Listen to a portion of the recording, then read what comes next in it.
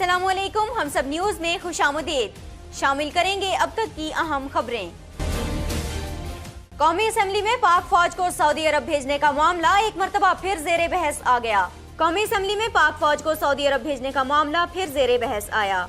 पाकिस्तान तहरीक इंसाफ की रुकन शीरी मजारी ने इजहार ख्याल करते हुए कहा कि मुझे खदशा है कि हमारी फौज यमन में लड़ने गई है। हालांकि पार्लियामेंट ने सऊदी अरब फौज भेजने की मुखालिफत की थी। वजीर दिफा खुर्रम दस्तगीर क्यों नहीं बता रहे कि हमारी फौज सऊदी अरब क्यों गई है। बताया जाए सऊदी अरब में पाक फौज कहाँ तैनात होगी। स्पीकर कौमी असेंबली अयाज सादिक ने कहा कि वजीर दिफा को आज खत लिख रहा हूँ, उनसे कहूँगा आइंदा इजलास में मामले पर ब्रीफिंग दें। शीरी मजारी ने कहा कि बताया जाए हमारी फौज किसके कहने पर कहाँ भेजी जा रही है, जबकि सऊदी अरब के कहने पर फौज क्यों वहाँ भेजी गई। वजीर दिफा का ये कहना कि हम कुछ नहीं बता सकते सरासर गलत है। वजीर दिफा को जवाब देना होगा। स्पीकर अयाज सादिक ने कहा कि वजीर दिफा जल्द इसकी तफसीलात से आगाह करेंगे।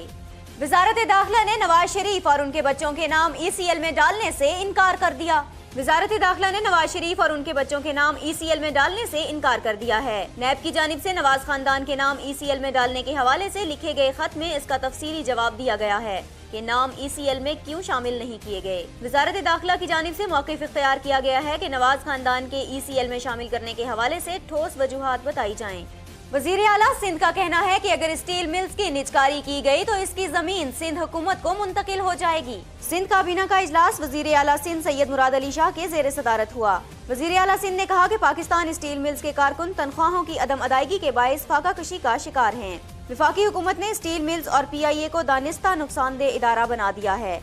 उन्होंने कहा कि वफाकी हुकूमत को चाहिए कि वो PIA, पाकिस्तान स्टील मिल्स और लाखड़ा कोल फायर पावर प्लांट के वर्कर्स के मफादात का तहफ़्फ़ुज़ करे। सिंध हुकूमत उनकी निजकारी के खिलाफ एहतजाज करेगी। इसके अलावा सिंध काबीना ने सरकारी जामियात से मुतल्लिक नए मुसव्वदा कानून की मंजूरी भी दे दी है, जबकि नए मुसव्वदा कानून के तहत वाइस चांसलर, डीन और प्रो वाइस चांसलर की तैनाती वज़ीर आला सिंध करेंगे और गवर्नर बतौर चांसलर एजाजी डिग्रियां देंगे।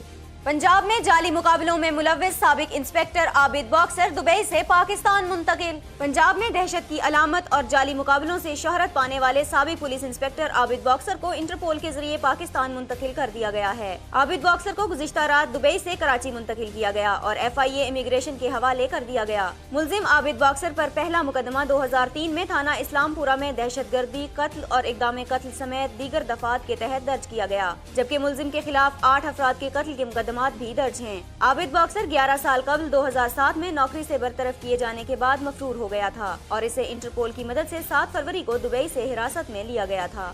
चेयरमैन नैब का वजीर मुमलिकत सायरा अफजल के खिलाफ करप्शन तहकीकात का हुक्म। नैब एग्जीक्यूटिव बोर्ड का chairman justice retired Javed Iqbal की जेर सदारत इजलास इस्लामाबाद में मुनक्किद हुआ, जिसमें अहम शख्सियात के खिलाफ बदउद्वानी और दीगर इल्जामात के तहत रेफरेंसेस दायर करने और तफ्तीश की मंजूरी दी गई। साबिक वफाकी वजीर जावेद अशरफ काजी समेत दीगर के खिलाफ बदउद्वानी का रेफरेंस दायर करने की मंजूरी भी दी गई। दीगर मुलजिमान में साबिक chairman railway Saeed Zafar, major general retired Hamid Hasan Bhatt, Iqbal Samad Khan, Khurshid Ahmad, Akhtar Ali Baig, Abdul Ghaffar, Ramzan Sheikh, Pervez Latif Qureshi, Malaysian company के डायरेक्टर दातू मोहम्मद कासा और दीगर भी शामिल हैं। मुलजिमान पर इख्तियारात का नाजायज इस्तेमाल करते हुए कौमी खजाने को 2 अरब रुपए का नुकसान पहुंचाने का इल्जाम है। इजलास में साबिक चेयरमैन वापडा तारिक हमीद, अनवर खालिद, मोहम्मद मुश्ताक, इम्तियाज अंजुम और दीगर के खिलाफ अलग रेफरेंस दायर किया जाएगा। मुलजिमान ने रेंटल पावर प्रोजेक्ट का जनरल इलेक्ट्रिक कंपनी को गैर कानूनी ठेका दिया, जबकि वजीर मुमलिकत हेल्थ सर्विसेज सायरा अफजल तारड़ और सदर PMDC के खिलाफ इंक्वायरी की मंजूरी दी गई। सायरा तारड़ पर 12 मेडिकल कॉलेजेस के इल्हाक में बदउनवानी का इल्जाम आयद किया गया है। वजीर खारिजा ख्वाजा आसिफ कहते हैं किसी और की जंग पाकिस्तानी सरजमीन पर नहीं लड़ सकते। मास्को में रूसी हम मनसब के साथ प्रेस कॉन्फ्रेंस करते हुए वजीर खारिजा ख्वाजा आसिफ का कहना था कि अफगानिस्तान में इस वक्त तकलीफदेह सूरत हाल है और वहाँ दाइश के बढ़ते हुए असर रसूख मनशियात से दहशतगर्दों की रकूम की फराहमी पर तशवीश है। वजीर खारिजा ने कहा कि अफगानिस्तान के मसले का फौजी हल मुमकिन नहीं है, बल्कि इस मसले का हल सिर्फ मुज़ाकरात के जरिए ही मुमकिन है। ख्वाजा आसिफ ने कहा कि पाकिस्तान ने दहशतगर्दी के खिलाफ जंग में बहुत ज्यादा नुकसान उठाया, जबकि आलमी अमन में रूस का किरदार बहुत अहम है। मजलिसे वहदत मुस्लिमीन पाकिस्तान के सेक्रेटरी जनरल राजा नासिर अब्बास जाफरी का कहना है कि पाक फौज को सऊदी अरब भिजवाने का फैसला दाखिली सूरत हाल से मुताबिकत नहीं रखता। میڈیا سے بات چیت کرتے ہوئے علامہ راجہ ناصر عباس جعفری کا کہنا تھا کہ سعودی عرب کو مقامات مقدسہ کی حفاظت کے بجائے یمن کے بے گناہ شہریوں کو نشانہ بنانے کے لیے فوجی تعاون کی ضرورت ہے۔ پاکستان کو اس تنازع کا براہ راست حصہ بننے کے بجائے ثالثی کردار ادا کرنا چاہیے۔ دہشت گردی کے خلاف جنگ میں پاکستان سب سے زیادہ متاثر ہوا ہے۔ ہمیں 70,000 سے زائد لاشیں اٹھانا پڑی۔ ملک کے اندر شدید سیاسی ٹکراؤ شروع ہے۔ حکومت کی ناکام خارجہ پالیسیوں کی بدولت آج دنیا ہماری قربانیوں کو تسلیم کرنے کے لیے تیار نہیں۔ امریکہ کے بعد دیگر یورپی ممالک نے بھی پاکستان سے ڈو مور کے مطالبے کا راگ اپنانا شروع کر دیا ہے۔ ہم پاکستان کے آئین کے ساتھ ہیں اور اس ملک کی بالادستی کے لیے کوشاں ہیں۔ جنگی جنون میں مبتلا بھارت کا اگنی 2 بیلسٹک میزائل کا تجربہ۔ بھارت میں جوہری ہتھیار بنانے والے ادارے اسٹریٹجک فورس کمانڈ نے درمیانی فاصلے تک مار کرنے والے بیلسٹک میزائل اگنی 2 کا تجربہ کیا ہے۔ یہ تجربہ بھارتی ریاست اڈیشہ کے جزیرے APJ عبدالکلام آئی لینڈ میں کیا گیا ہے۔ اگنی 2 کے بارے میں کہا جا رہا ہے کہ بیلسٹک میزائل 2000 کلومیٹر دور تک اپنے ہدف کو نشانہ بنا سکتا ہے اور اس کی زیادہ سے زیادہ حد کو 3000 کلومیٹر تک لایا جا سکتا ہے۔ زمین سے زمین پر مار کرنے والا یہ میزائل 1 ٹن تک روایتی اور جوہری وارڈ ہیڈ لے جانے کی صلاحیت رکھتا ہے۔ 20 میٹر طویل اگنی 2 کو integrated guided missile development programme کے تحت تیار کیا گیا ہے، جبکہ یہ 1999 سے بھارتی فوج کے اسلحہ خانے میں شامل ہے۔ اگرچہ بھارتی میڈیا نے اگنی 2 بیلسٹک میزائل کے تازہ تجربات کی کوئی وجہ بیان نہیں کی، لیکن وادی النظر میں اس کا واحد مقصد خطے میں کشیدگی کو بڑھاوا دینا ہی دکھائی دیتا ہے۔ برطانیہ میں خواتین سے زیادتی اور نازیبا ویڈیوز بنانے پر پروفیسر کو 32 سال قید کی سزا سنا دی گئی۔ بچوں اور خواتین کو زیادتی کا نشانہ بنانے، بلیک میلنگ کے ذریعے غیر انسانی اور غیر اخلاقی کام کرنے پر مجبور کرنے، وحشیانہ تشدد کرنے اور نہایت نامناسب ویڈیوز کو ڈارک ویب پر ڈالنے والے برمنگھم یونیورسٹی کے شعبے جیو فزکس کے لیکچرار میتھیو فیلڈ کو 32 سال قید کی سزا سنائی گئی ہے۔ ملزم کے خلاف اگست 2013 میں تحقیقات کا آغاز کیا گیا تھا۔ تفتیش سے پتہ چلا کہ میتھیو کو ڈارک ویب میں VIP کا اسٹیٹس حاصل ہے اور اس مکروہ دھندے میں سفاک ملزم کو شیطان 666 کے نام سے جانا جاتا تھا۔ تاہم روسی ای میل سروس سے انتہائی خفیہ ای میل ایڈریس استعمال کرنے کے باعث ملزم تحقیقاتی اداروں کا سراغ لگانے میں ناکام رہے تھے، جس کے باعث یہ مقدمہ برطانوی نیشنل کرائم ایجنسی کے حوالے کیا گیا تھا۔ ایران میں مظاہرین سے جھڑپوں کے دوران 3 پولیس اہلکار ہلاک ہو گئے۔ ایران کے دارالحکومت تہران کی شاہراہ پاسداران پر بڑی تعداد میں لوگ مقامی مذہبی پیشوا کی رہائی کے لیے احتجاج کر رہے تھے۔ پولیس نے مظاہرین کو منتشر کرنے کے لیے پیش قدمی کی تو مظاہرین نے مشتعل ہو کر حملہ کر دیا، جس کے نتیجے میں 3 اہلکار ہلاک اور متعدد زخمی ہو گئے۔ تہران پولیس چیف سعید منتظر مہدی نے واقعے کی تفصیلات بتاتے ہوئے کہا ہے کہ ایران کے اقلیتی فرقے نا آبادی جماعت کے مظاہرین کی جانب سے تشدد کا راستہ اختیار کیا گیا اور پولیس پر فائرنگ کی گئی۔ پولیس تشدد کا راستہ اختیار کرنے والے مظاہرین کی تلاش میں چھاپے مار رہی ہے۔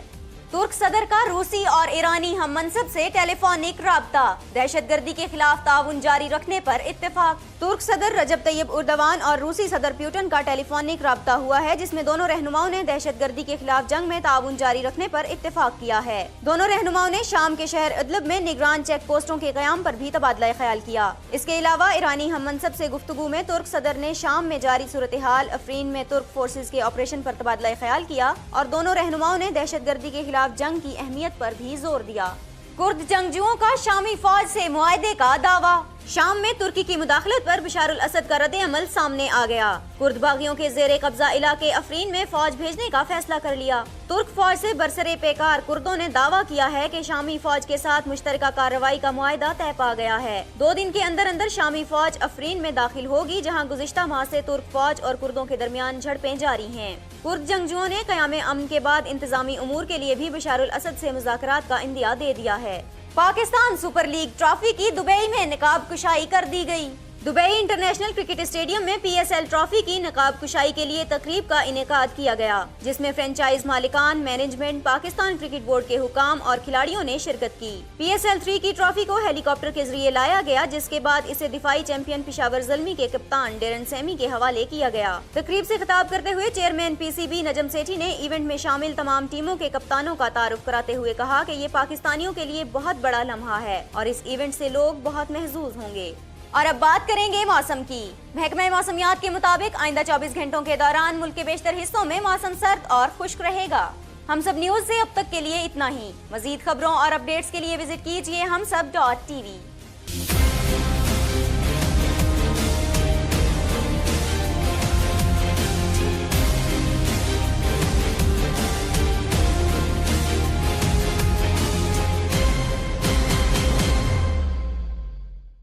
Please subscribe to Hums Up TV and hit the notification icon on the screen to get the latest updates of our channel.